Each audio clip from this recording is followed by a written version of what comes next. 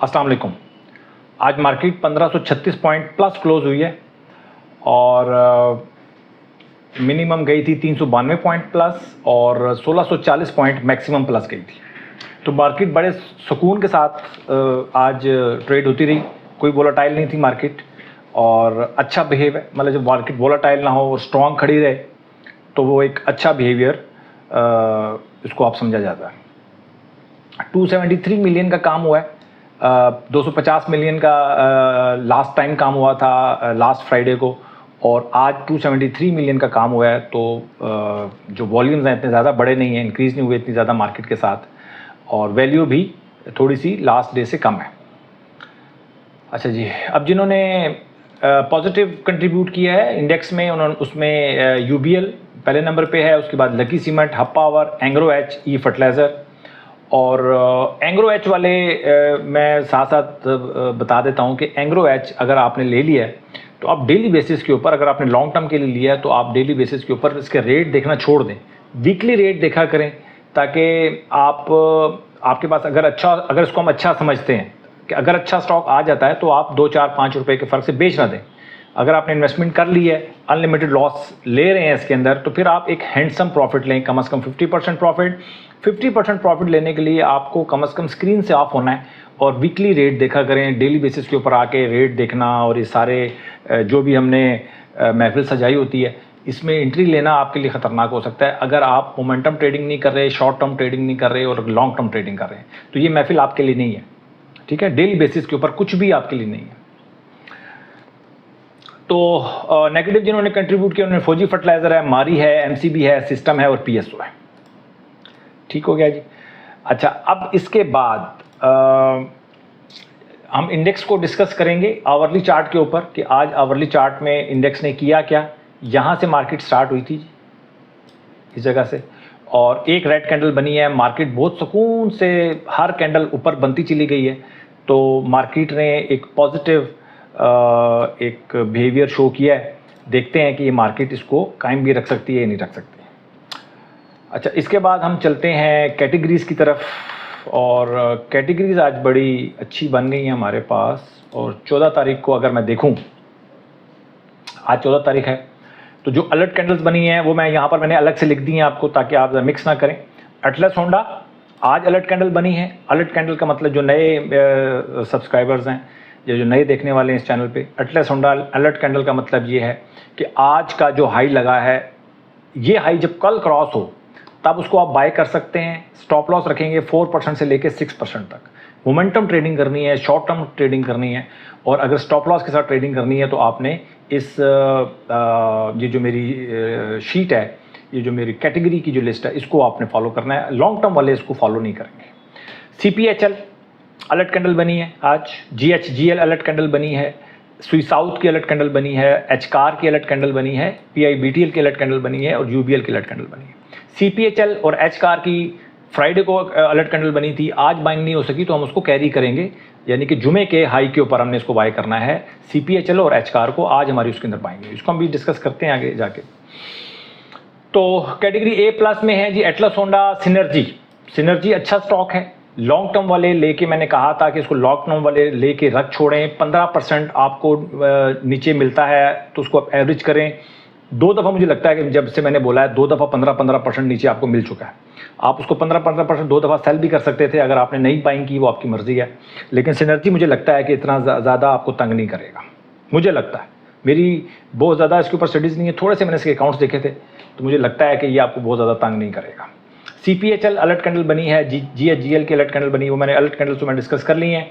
इसके अलावा Glaxo, lucky, Pioneer cement, PSX, साजगार, इनमें हमारी पोजीशन आज स्टार्ट हो गई हैं। ये ब्लू में आ गए हैं, इसका मतलब है ये जो ब्लू मैं जो हाईलाइट करता हूँ इसका मतलब है आज मेरी इसमें पोजीशन चलना शुरू हो गई है। ठीक है, इसमें मेरी पोजीशन ऑन हो गई है। स्वी साउथ की अलर्ट कैंडल बनी है। TGL जो ग्रीन है, TGL में अच्छा जा रहा है, मेरी पोजीशन नहीं है। मैं जो स्टॉक में मैंने बाइंग नहीं करनी होती मैं नहीं बाय करता, लेकिन अगर वो अच्छे चल रहे हो तो उनको मैं ग्रीन कर देता हूँ। ठीक है, और इसी तरह कैटेगरी A में AGP, एचकार, Maple Leaf Cement, National Bank, NCPL, PIBTL, power का भी ग्रीन चल रहा है। अलर्ट, मतलब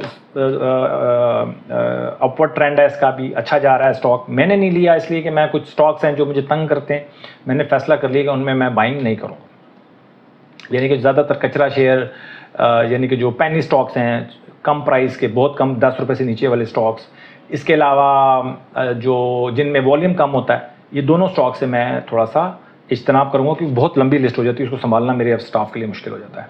CHCC, triple GL, hub power, NCL, NetSol, पाक इलेक्ट्रॉन और UBL की अलर्ट कैंडल आज बनी है। इसके अलावा जो लास्ट डे अलर्ट कैंडल्स बनी थी वो भी मैं दोबारा रिपीट कर देता हूँ। ग्लेक्सो, PSX, इनको मैं डिस्कस भी कर लेता हूँ आगे चार्ट के ऊपर, तो हमारे लिए ज़रा आसानी रहेगी। और अच्छा, इसके बाद हम चलते हैं ट्रेड की तरफ। ट्रेड हमारी 1 जनवरी से लेके 14 जनवरी तक या 13 अप्रैल तक क्लोज हो चुकी है। 3 महीने का अभी मैं आपको कच्चा छटा बता देता हूँ कि क्या किया मार्केट ने हमारे साथ।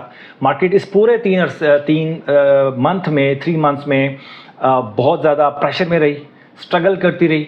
इसके अलावा बहुत सारे स्टॉक्स, अच्छे स्टॉक्स हमने मिस किए, पैरामीडिंग हमने नहीं की, बहुत सारी चीज़ों को हमने मिस किया, और उसके बावजूद हमने जो रिज़ल्ट निकाला वो आज मैं आपके सामने रखता हूँ। सबसे पहले हम वही रख देता हूँ, ये प्रॉफिट एंड लॉस मेरी अमाउंट है, प्रॉफिट एंड लॉस ये आ गया जी हमारा, और ये है सर हमारे पास, ये हमारा प्रॉफिट बन गया तकरीबन, अगर आपने पर स्टॉक 10,000 रुपये दिए हैं तो 3490 रुपये जी हमें बचत हुई है।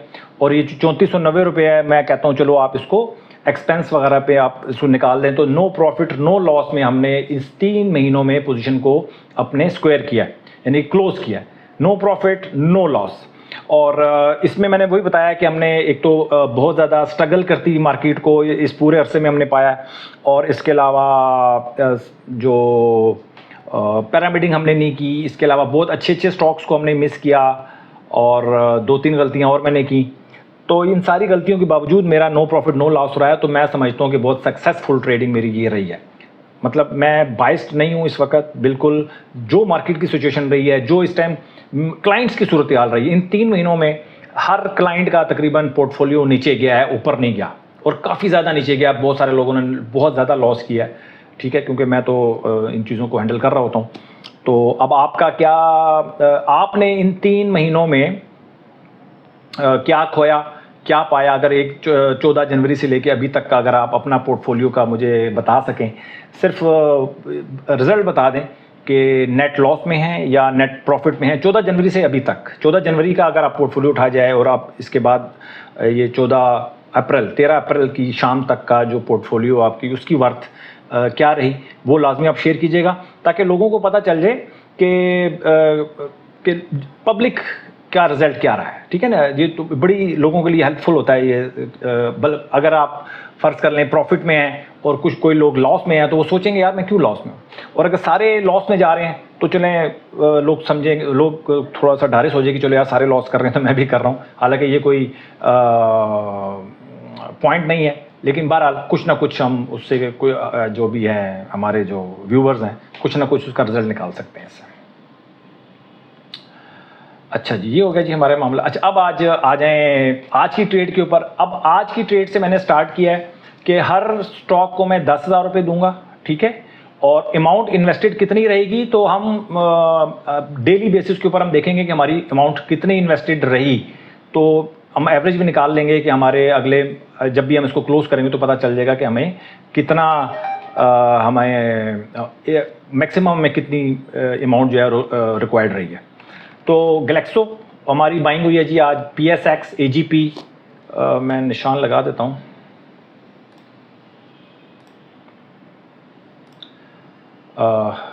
ग्लेक्सो, PSX, AGP, सासगार, पायनियर सीमेंट, मैपल लीफ और लकी, इनमें हमारी बाइंग आज हुई है, और प्रॉफिट में ही है। सिर्फ 1.5% AGP लॉस में है और 1.5% हमारा मैपल लीफ सीमेंट लॉस में है।